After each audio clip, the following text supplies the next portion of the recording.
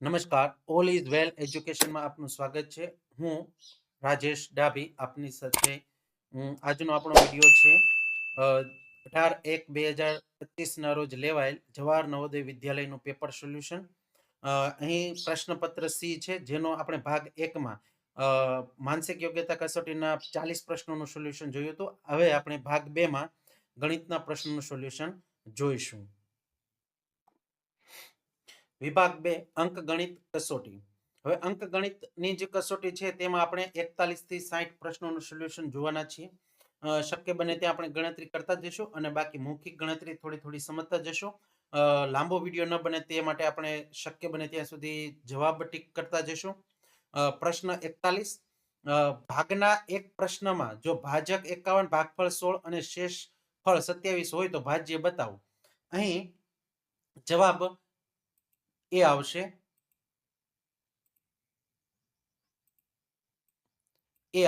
આમાં શું કરીશું તો કે ભાજક અને ભાગફળનો ગુણાકાર કરીશું અને એમાં 27 ઉમેરીશું એટલે આપણને ભાજ્ય મળશે. પ્રશ્ન 42, નિમ્ન લખેલ સંખ્યામાં એવો કયો અંક જે સદા પ્રત્યેક અભાજ્ય સંખ્યાનો એક ગુણનખંડ હોય? તો કોઈ પણ સંખ્યાનો ગુણનખંડ છે ને એક હોય છે, અવિભાજ્ય સંખ્યાનો. તો અહીં જવાબ આવશે એ 1. પ્રશ્ન 43, આ બધી સંખ્યાનું યોગફળ એટલે કે સરવાળો કરવાનો છે. તો અહીં આપણો જવાબ આવશે સી 125.2311. પ્રશ્ન 44, આપેલ અંકો ના પ્રયોગથી બનતી 4 અંકની મોટામાં મોટી સંખ્યા. હવે મોટા મોટી સંખ્યા બનાવીને તો 7, 4, 2, 0 થાય અને નાનામાં નાની સંખ્યા બનાવો ને તો અહીં 2 આગળ આવે, 0 ન આવે, ત્યારબાદ 0 આવે, પછી 4 આવે અને 7 આવે. હવે એનું અંતર શોધવાનું. અંતર એટલે બાદબાકી કરવાની. બાદબાકી એટલે મોટામાંથી નાનું બાદ કરવાનું છે, બાદબાકીની તફાવત શોધવાનું છે. તો અહીં 44મું છે, એમાં આપણો જવાબ આવશે સી. પ્રશ્ન 45, 90 નો અભાજ્ય ગુણનખંડ કયું છે? હવે અહીં તમે જુઓ કે અહીં અભાજ્ય લખ્યું છે એટલે કે અવિભાજ્ય સંખ્યા હોવી જોઈએ. તો અહીં 10 છે, 90 બધામાં થશે, પણ અહીં 10 છે તે અવિભાજ્ય નથી, અહીં 6 અવિભાજ્ય નથી, અહીં 15 અવિભાજ્ય નથી. છેલ્લે વધે છે સી. અહીં 3 છે અવિભાજ્ય છે એટલે 3 ગુણ્યા 3 કરો તો 9 થાય. 9 પંચા 45 ને 45 દુ 90. પ્રશ્ન 46, હવે અહીં આ જે સંખ્યા છે ને એમ બરાબર આમ હોય તો હવે આના બરાબર શું થાય તે શોધી અને આપણે અહીં જોવાનું છે. તો એ મુજબ આપણે આગળ વધીએ તો 46માં જવાબ આવશે બી. પ્રશ્ન 47, સુરેશ પોતાના કાકાને મળવા માટે ઘરેથી 9 વાગે નીકળ્યો. હવે 9 વાગે નીકળ્યો, 10 મિનિટ પગે ચાલ્યો, 1 કલાક 5 મિનિટ બસથી જ ચાલ્યો, 15 મિનિટ પાછો ફરીથી પગે ચાલ્યો. તો ટોટલ તમે સરવાળો કરવા જાઓ તો 1 કલાક 15 ને 5 20 ને 10 30 એટલે કે 1 કલાક અને 30 મિનિટ એની મુસાફરી. પછી 3 કલાક અને 20 મિનિટ પાછો ત્યાં રોકાયો. તો તમે આનો સરવાળો કરશો ને તો તમને જોવા મળશે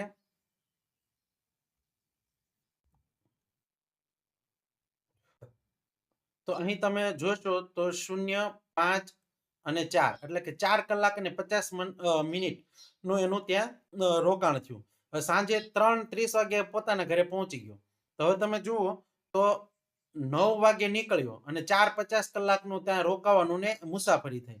તો 9 થી 4:50 કલાક ગણો તો 10, 11, 12 આ 3 કલાક અને 1 વાગ્યા. 1 વાગ્યા અને 50 મિનિટ સુધી એ રોકાણ અને મુસાફરી થઈ. હવે 1:50 થઈ ત્યારબાદ તે ફરીથી ઘરે પોતાના જવા માટે નીકળ્યો અને તે 3:30 ઘરે પહોંચી ગયો. બરાબર, તો આ 1:50 થી 3:30 વચ્ચેનો સમય કેટલો? તો 1:50 એટલે 2, 2 થી 3 એટલે 1 કલાક 30 મિનિટ અને 10 મિનિટ આ એટલે 1 કલાક અને 40 મિનિટનો સમય થાય. તો અહીં જવાબ રહેશે આપણો સી, 1 કલાક 40 મિનિટ. પ્રશ્ન 48, 300 ml પાણીની 17 બાટલીઓ અને 130 ml ની 30 બાટલીઓને એક જગમાં ખાલી કરવામાં આવે તો જગમાં કેટલા લીટર કુલ દ્રવ્ય થાય? તો અહીં 300 ગુણ્યા 17 કરો અને 130 ગુણ્યા 30 કરો અને એનો જે ટોટલ આવે તે આપણને મિલીમાં મળશે અને એને લીટરમાં ફેરવો એટલે કે 3 જે પાછળ શૂન્ય છે તે કાઢી નાખો તો અહીં આપણને જવાબ મળશે બી, 9 લીટર. પ્રશ્ન 49 નું સરળતમ ભિન્ન રૂપ કયું છે? હવે આનું સરળતમ ભિન્ન રૂપ કરો તો આમાં અલગ અલગ રીતે તમે કરી શકો છો. હવે આ જે સંખ્યા છે ને તેમાં નીચે 10,000 આવશે, બરાબર. હવે આનો તમે ભાગ ચલાવશો ને તો અહીં 25 ચોખ્ખું 100 આવે, બરાબર. અને હવે 25 આનો ભાગ ચલાવો તો 25 અઠ્ઠા 200, 9 ભાગ નહીં ચાલે એટલે 0, 92, 25 તેરી 75, 75 પછી એવી રીતે તમે ભાગ ચલાવશો તો નીચે તમને અહીં 400 જોવા મળશે અને 25 આપણે ભાગ ચલાવીશું તો આપણને જવાબ મળશે સી 80.37/400. પ્રશ્ન 50 અહીં કંઈ કરવાનું નથી, આપણે બાદબાકી કરતી જવાની છે. 4 માંથી 1 બાદ કરો તો 3, 5 માંથી 3 બાદ કરો તો 2, 16 માંથી 2 બાદ કરો તો 14, 18 માંથી 14 બાદ કરો તો 4 અને 8 માંથી 4 બાદ કરો તો 4. તો અહીં જવાબ આવશે 50 માં સી. પ્રશ્ન 51. હવે આ બધાનો તમે સરવાળો કરશો ને તો તમને જવાબ મળશે બી 3.033003. પ્રશ્ન 52. ટીનાએ એક સ્કૂટર 55,000 માં વેચાતું લીધું અને તેમાં રિપેરિંગ કામ કર્યું. હવે અહીં તમે જોઈ શકો છો કે 55 ને 3 એટલે 58,400 માં એને તે સ્કૂટર પડ્યું. પછી એને વેચ્યું કેટલામાં તો કે 56,030 માં. તો 56,030 માં વેચ્યું તો તેને લાભ થયો કે હાનિ? તો અહીં જે 52મું છે ને તેમાં તમે આ બાદબાકી કરશો ને એટલે અહીં નુકસાન થાય કારણ કે વેચાણ કિંમત ઓછી છે. તો અહીં જવાબ આવશે બી 2,370 નું હાનિ એટલે કે નુકસાન થયું. પ્રશ્ન 53. હવે અહીં એક ચતુર્ભુજ બાગ છે એટલે કે આપણે એક ચોરસ બાગ ગણીએ, બરોબર. આ બાગમાં છે ને એને શું કર્યું કે એક રસ્તો અંદરની બાજુ બનાવ્યો. હવે આ જે રસ્તો છે ને અંદરની બાજુ બનાવ્યો છે અને આ રસ્તાની જે પહોળાઈ છે આ બધી બાજુ તે 2.5 મીટર છે અને આ જે આખો બાગ છે ને તે 50 મીટર લાંબો છે. તો હવે આપણે આ જે વચ્ચે રસ્તો છે ને તેને સમતળ કરવા માટેનો ખર્ચ અહીં આપ્યો છે 10 મીટર પ્રતિ વર્ગ નો ખર્ચ કર્યો છે. તો કુલ કેટલો ખર્ચ થાય? તો અહીં આપણે એક બે રીતે કરી શકીએ. એક તો પેલા આખા બાગનું તમે ક્ષેત્રફળ શોધી નાખો એટલે 50 ગુણ્યા 50, બરાબર. અને ત્યારબાદ આ જે અંદરનો બાગ છે તેનું ક્ષેત્રફળ શોધી નાખો અને આ ટોટલમાંથી આનું બાદ કરી નાખો એટલે તમને આ રસ્તાનું મળી જાય અને જે મળે તેને 10 સાથે ગુણી નાખો. અને જો એમ ન કરવું હોય તો અહીં આપણે બે ભાગ પાડી દઈએ. તો આ 50 મીટર લાંબો છે અને 2.50 પહોળાઈ છે. તો 2.50 ગુણ્યા 50 કરો અને એવી જ રીતે અહીં 2.50 ગુણ્યા 45 કરો.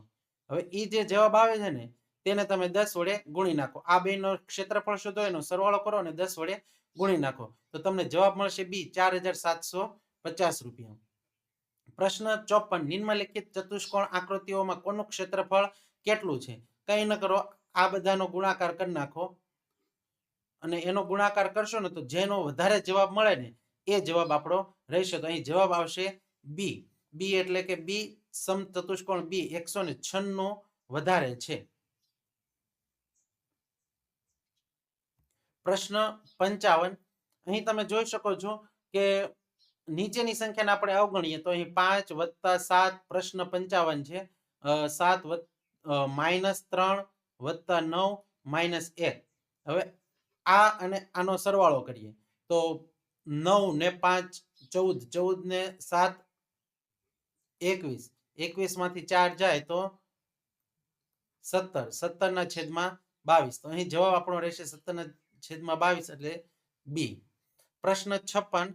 33 40 માંથી શું બાદ કરવામાં આવે તો 11 40 વધે? તો અહીં આપણે શું કરીશું? 33/40 છે એમાંથી 11/40 બાદ કરવા પડે તો અહીં 22/40 વધે. હવે 11 દુ 22 અને 20 દુ 40 થાય તો 11/20. તો અહીં આપણો જવાબ રહેશે એ. એક દુકાનદાર એકની 5 ટોફીઓ ખરીદે છે અને એકની 4 ટોફીઓના દરથી વેચે છે. હવે આ દાખલો આમ ગણવા જાવ ને તો બહુ મુશ્કેલ પડી જાય. અહીં આપણે સરળ રીતે વિચારીએ કે 1 રૂપિયાની 5 ટોફી, બરાબર. અને એવી જ રીતે શું કરે છે 1 રૂપિયાની 4 ટોફી વેચે છે. પણ હવે તમે વિચારવા જાવ તો 1 જ રૂપિયાને મળે છે ને અહીંયા 1 રૂપિયામાં એ ખરીદે છે. તો આપણને નફો નુકસાનની ખબર નહીં પડે કેમ કે અહીં 5 ચોકલેટ ખરીદે છે અને 4 વેચે છે. એવું કરીએ કે આને બેને આપણે સરખું કરી દઈએ. આને 4 વડે ગુણીએ અને 5 વડે ગુણીએ.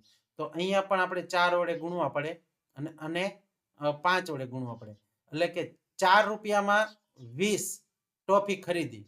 અને એવી જ રીતે એને 5 રૂપિયામાં 20 ટોફી વેચી. એટલે કે સંખ્યા સરખી થઈ ગઈ. જો 20 ટોફીઓ એને ખરીદીને 20 20 વેચી દીધી. તો હવે આપણને રૂપિયાની ખબર પડી ગઈ. 4 રૂપિયામાં લીધી અને 5 રૂપિયામાં વેચી.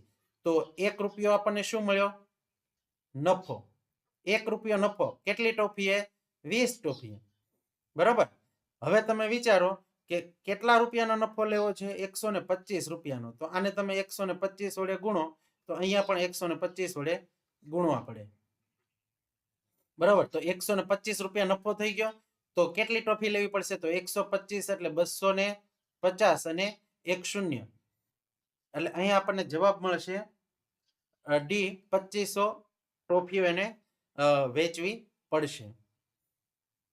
પ્રશ્ન 58.